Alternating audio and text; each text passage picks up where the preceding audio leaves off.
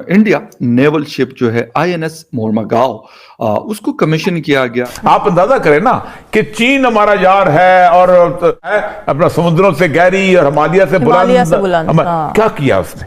आज 8वां महीना है, आप वर्ज ऑफ डिफॉल्ट पे खड़े हुए हैं। आप देखिए आपका मेजर लोन जो है वो 40 बिलियन करीब, तो चाइना का क्या उसने रीशेड्यूल किया?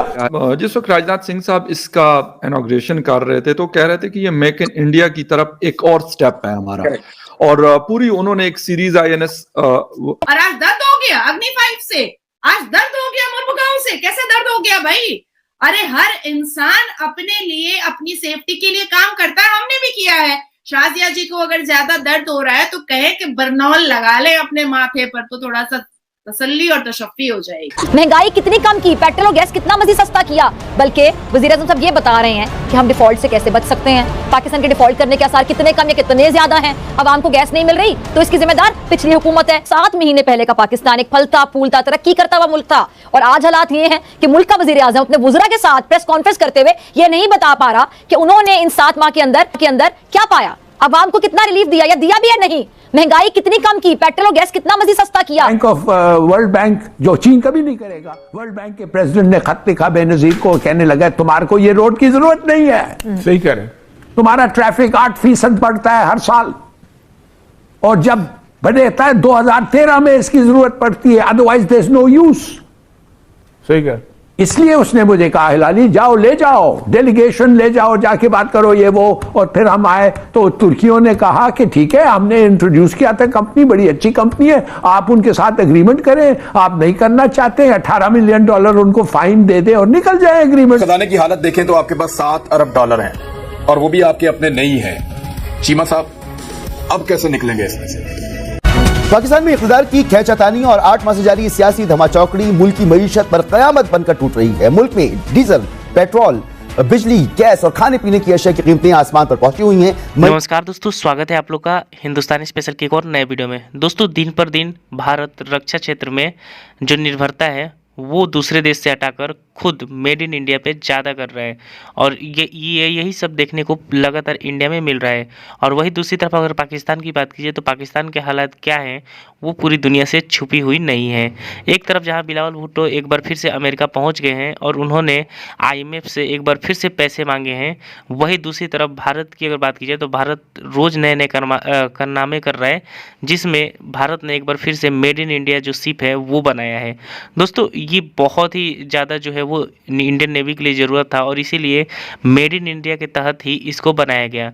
दोस्तों, आपको पता होगा कि नरेंद्र मोदी जी के आने के बाद नरेंद्र मोदी जी ने साफ तरीके से कहा था कि हम अब जो भी चीज़ें बनाएंगे वो मेड इन इंडिया के तहत बनाएंगे, ताकि जो हमारे देश का पैसा है जो विदेशों में जाता है वो हमारे ही देश में रहे और हमारे लोगों को रोज़गार मिल सके। और उसी के तहत बहुत सारी रक्षा क्षेत्रों में काम किया गया है, जिससे इंडियन आर्मी और ख़ास करके गवर्नमेंट को भी काफ़ी ज़्यादा फ़ायदा हुआ है, क्योंकि जो चीज़ों की लागत है वो कम आई है। और यही सब देखकर कहीं ना कहीं पाकिस्तान में भी बातें हो रही हैं कि एक साथ आज़ाद हुए दोनों मुल्कों की जो फॉरेन पॉलिसी हो या फिर इकोनॉमी है वो कहां से कहां तक चली गई। तो चलिए वीडियो में चलते हैं, देखते हैं पाकिस्तानी मीडिया इस पे और क्या बात कर रही है। पाकिस्तान जो है वो आग बगोला हो रहा है कि भाई अब तक तो न्यूक्लियर बॉम्ब की धमकियां हम दिया करते थे, अब तक तो इंडिया को थ्रेट हम करते थे कि भाई हमारे पास जो है वो तो भाई ऐसी चीज है कि हम पूरे हिंदुस्तान को ही तबाह बर्बाद कर देंगे। भाई हम जोड़ने की बात करते हैं। हमने आज भी देखिए, हमने न्यूक्लियर को डिस्ट्रॉय करने का सामान बनाया, हमने अपने ऊपर आने वाले सारे विवाद और सारे विपद को खत्म करने का सामान बनाया है। हमने अग्नि 5 बनाया है जो एक इतिहास रच दिया है कि सिर्फ आज नहीं काम आएगा, आने वाले हमारे पीढ़ी दर पीढ़ी को भी काम आएगा।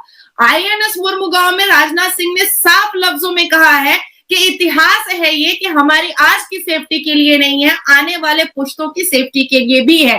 अग्नि 5 के बारे में जहां तक बात है कि हमने साफ देखा है कि पहला ब्लास्टिक कॉन्टिनेंटल एक ऐसा अग्नि 5 आया है जो पहले कभी आया ही नहीं था। इतनी भारी मात्रा, इतना कैपेसिटी, इतना रेंज कभी आया ही नहीं था। लेकिन देखिए, मतलब छोटा सा एक थप्पड़ क्या पड़ गया चाइना ऑफिसर्स को। ये तो पाकिस्तान की शाजिया जी जो है वो तो तमीज तहजीब सब कुछ भूल कर बैठ गई और उन्होंने थप्पड़ वप्पड़ सब उठा लिया कि भाई हम दूसरा गाल नहीं बढ़ाएंगे और फलाना नहीं करेंगे। भाई ये सब करने की जरूरत नहीं है। हम बिलावल को माफ करते हैं क्योंकि हम उसको भी बच्चा समझते हैं। शादिया बच्ची नहीं है, उनको बच्चा नहीं समझा जाएगा। ये शेमलेस बात है, ये बहुत बुरी बात है। आप क्यों ले रहे हैं? चीन ये नहीं कहता। चीन कहता है लोन चाहिए, हम लोन देने के लिए तैयार हैं, आप दोस्त हैं। चीन कहता है ये इंटरेस्ट है, आप आर्ग्यू करके उनको कम करें, अगर कम नहीं करते ना लें, और कम करते हैं। सीधी सादी बात है। तो हमने क्यों बनाया इस्लामाबाद पेशावर? हमने क्यों बनाया इस्लामाबाद पेशावर 1995 में?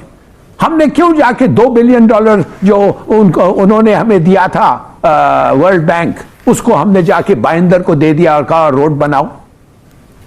और फिर वर्ल्ड बैंक जो चीन कभी नहीं करेगा, वर्ल्ड बैंक के प्रेसिडेंट ने खत लिखा बेनजीर को, कहने लगा तुम्हारे को ये रोड की जरूरत नहीं है। सही कह रहे हैं।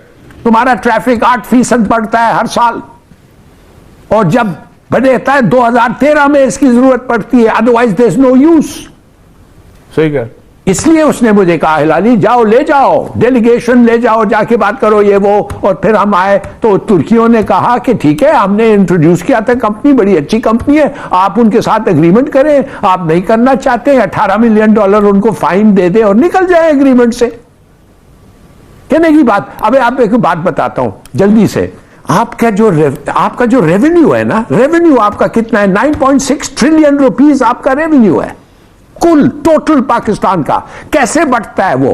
5 ट्रिलियन सूद में जाता है। अच्छा। 5 ट्रिलियन 610 बिलियन पेंशन में जाता है, 1.6 ट्रिलियन जाता है डिफेंस पे, 4.3 ट्रिलियन जाता है फ्यूल पे। सही है।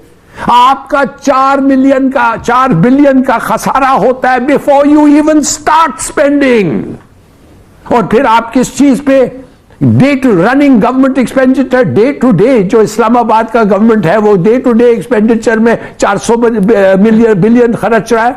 उधर कमी हो सकती है, कितनी कमी हो सकती है? क्या तनख्वाह कम कर देंगे आपको? तो दोस्तों, जैसे कि आपने इस वीडियो में देखा कि जो पाकिस्तानी मीडिया है वो मेड इन इंडिया के बारे में बात कर रही है, और जिस तरीके से, जैसा कि इस वीडियो में भी आपने देखा कि जो पाकिस्तानी मीडिया उसका ये कहना है कि आखिरकार भारत ऐसा कर कैसे लेता है।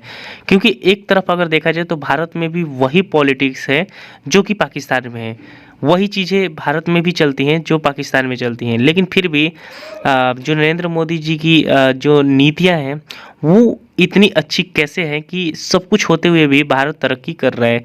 और दोस्तों, आपको पता होगा कि इंडिया 5th लार्जेस्ट इकोनॉमी भी बन चुका है, और आने वाले दिनों में खुद IMF ने ये प्रेडिक्शन दिया था कि 2035 तक भारत दुनिया की 3rd लार्जेस्ट इकोनॉमी बन जाएगा आफ्टर चाइना के बाद।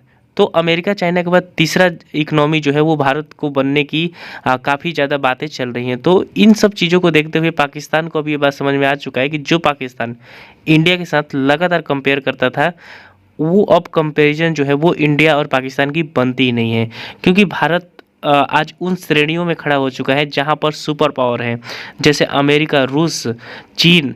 तो इन सब चीज़ों में, और वही अगर पाकिस्तान की बात करें तो पाकिस्तान के हालात जो हैं वो दिन पर दिन बदतर से बदतर होते जा रहे हैं। दोस्तों, आपकी क्या राय है? आप हमें कमेंट करके जरूर बताइएगा। और अगर आपको ये वीडियो पसंद है तो वीडियो को लाइक और हमारे चैनल हिंदुस्तानी स्पेशल को भी सब्सक्राइब कर लें, क्योंकि हम आपके लिए ऐसी इंटरेस्टिंग वीडियो लाते रहते हैं।